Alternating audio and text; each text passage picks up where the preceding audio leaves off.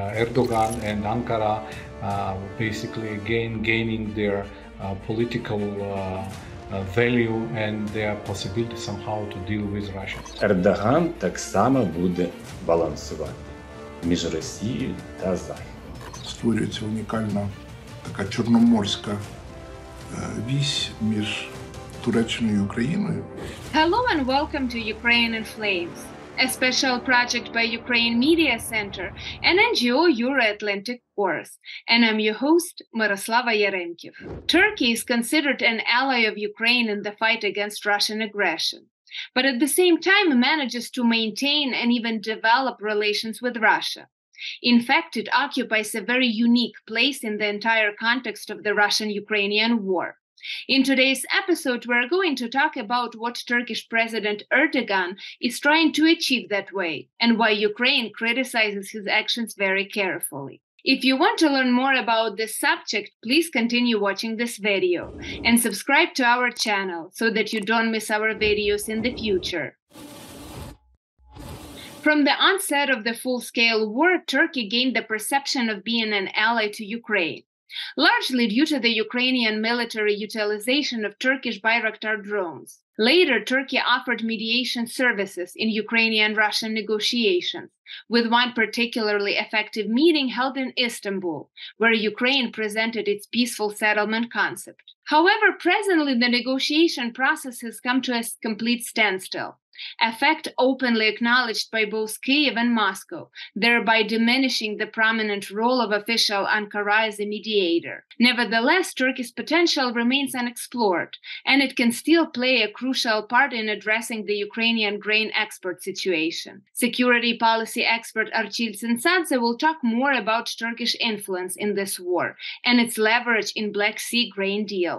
We have a lot of inquiries, a lot of questions asking what the Turks are doing in here and what their involvement or influence is in the Black Sea or just in this war. And the main question is whether Turks are helping or assisting, or they have the one-sided policy towards Ukraine or towards Russia. And the fact is that the Turks, they don't have any sides, I would say, taken, and they are playing the games, and the game is basically which complements the Turkish policy, the regional status. Well, we understand here that the Turks they are playing the different scenarios, and one scenario is for them to gain the influence and somehow to press the European Union and the European countries somehow to easier their access to the European Union. That's why they are more or less involved in this the politics. At the same time, they have their personal relations with Russians and their personal relations with the United States. And here, I believe that the United States, they heavily depend on Turks in the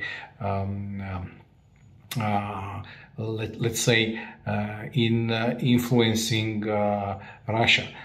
We all know that the grain deal was stopped, and it is unilaterally stopped by Russian side, and now United States and the European Union, they are basically asking Turks to get involved and influence Russia somehow to continue this deal. And here we have again Erdogan and Ankara basically again gaining their political value and their possibility somehow to deal with Russians. Yes, the Russians they could announce one-sided some their ideas and close the grain deal, but at the same time Turks, they have a lot of leverages. We understand that the Russia's Gazprom is doing business in Turkey.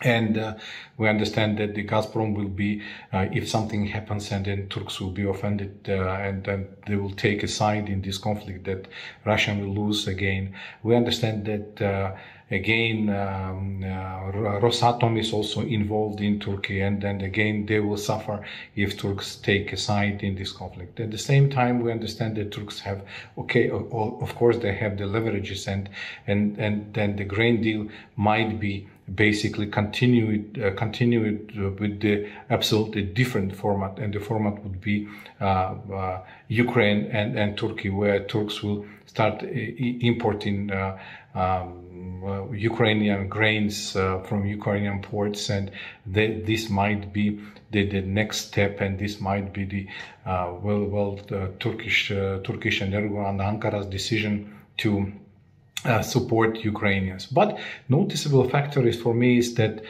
Europeans and the US they are placing more bets on Turks rather than on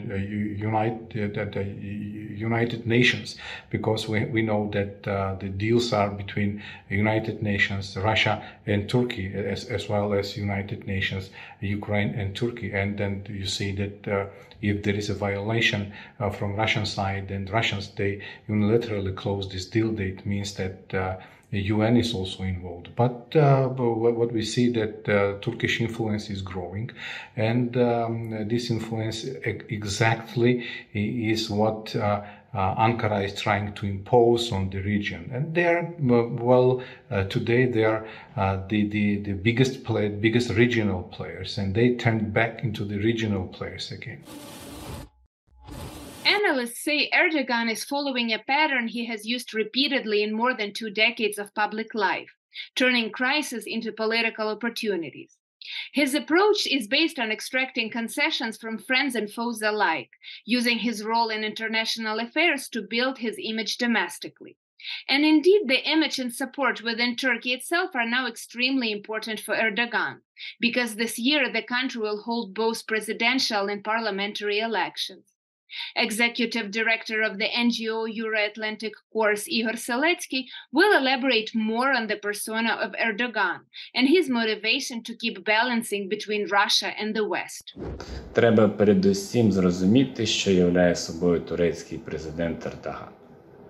Власне кажучи, це такий самий авторитарний лідер, як Путін, як угорський Орбан чи китайський Сі Цзіньпін. Він так само прагне відновити Османську імперію, але він працює в трошки інших умовах. Перше, це все-таки демократія. В умовах демократії, в умовах виборної влади, на відміну від того ж Путіна. Звісно, це така собі демократія, бо на останніх виборах, які так і не визнала ОБСЄ чесними та справедливими, використовувалися різні авторитарні методи, інструменти. Купа сирійців отримали паспорта перед виборами, зрозуміло, за кого вони голосували. Але все ж таки демократія. Столицю Анкару контролює опозиція, великі міста, як правило, контролює опозиція. Тобто все ж таки демократія. І друга, може, ключова відмінність. Ердоган багато розумніший, ніж Путін, і він відновлює Османську імперію, але методами 21-го сторіччя. Тобто він будує логістичну імперію та імперію впливу на територію. А в той час, як Путін намагається відновити Російську імперію, але методами 19-го сторіччя. Тобто це імперія території. Це захоплення, війна, загарбання інших територій, що ми, власне кажемо, і бачимо зараз на Україні. Тобто це колоніальна війна, де Російська імперія на чолі з Путіним намагає повернути собі бувшу колонію Україну. Але з великою вірогідністю це останній термін Ердогана. І виходячи з результатів цих виборів, і виходячи з віку. Але попереду місцеві вибори. І вибори в містах, де опозиція має дуже сильний електорат. Економічний стан Туреччини надзвичайно поганий. Тому треба західні інвестиції, торгівля з Заходом передусім. Не дарма, коли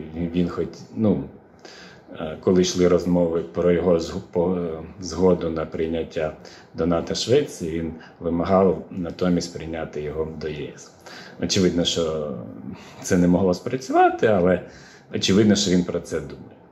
А тому, відповідно, буде змінюватись і риторика, і політика. З одного боку, йому треба електорат, прозахідний електорат турецькі, з іншого боку, йому треба Захід для економічного розвитку.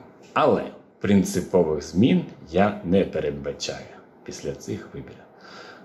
Президентських виборів. Ердоган так само буде балансувати між Росією та Західом. Йому не треба сильна Росія, бо він намагається розповсюдити свій вплив на Кавказ, Африку, можливо, Середню Азію, на території впливу на Росії. Але йому не треба знищена Російська Федерація, оскільки все-таки це противага і Заходу, і Ірану. І йому однозначно треба китайська Росія, прокитайська. Хоча ми зараз можемо говорити навіть не слово прокитайська, а ресурсна база Китаю. Росія як ресурсна база Китаю. Бо Китай – це найбільший конкурент Ердогана в його прагненнях та цілях. Тобто Туреччина буде далі допомагати Україні, так як вона і допомагала. Байрактари, підтримка територіальної цілісності. Слова про те, що Україна достойна бути членом НАТО, це теж важливо. Але він не буде відкрито виступати проти Росії. Він не буде те, що сподівалося багато чомусь українських аналітиків, надавати конвої для зернової угоди, для зернових коридорів. Він не передасть ніяк Україні С-400, балістичні ракети, чи ще щось таке. Тобто він не буде робити відвертих антиросійських кроків. Turkey also takes an active part in various humanitarian initiatives and have closed the channels to the Black Sea for Russian fleet, which significantly limited the opportunities of Russia in the southern direction. But Ankara will not allow itself any real measures against Russia that could harm the Turkish economy. The largest tourist flow, about 4.6 million people, goes to Turkey precisely from Russia. More than half of the gas imported by Turkey is also from the Russian Federation. Also at stake is the joint Russian-Turkish nuclear power plant construction project worth $20 billion. Political expert Volodymyr Tsybulko will talk more about that.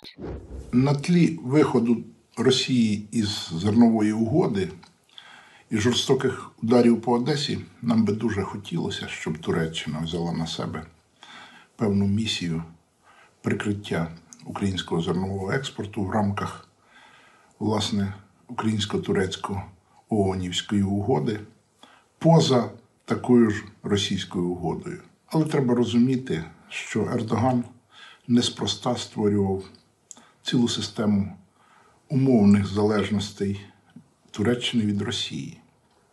Перше, залежність Туреччини від Росії в плані регулярного заповнення туристичних потужностей росіянами. Як відомо, Туреччина в цьому потребує потоків туристів з Росії, доки ті ще платоспроможні. Друге, Туреччина дуже активно працює в плані авіаційних перевезень. Третє, Туреччина працює в галузі атомної енергетики. Атомна станція Окую – це російський кредит. Вона побудована на російські гроші, і Туреччина виплачуватиме ці кредити лише в силу виходу на проектні потужності станції. Далі.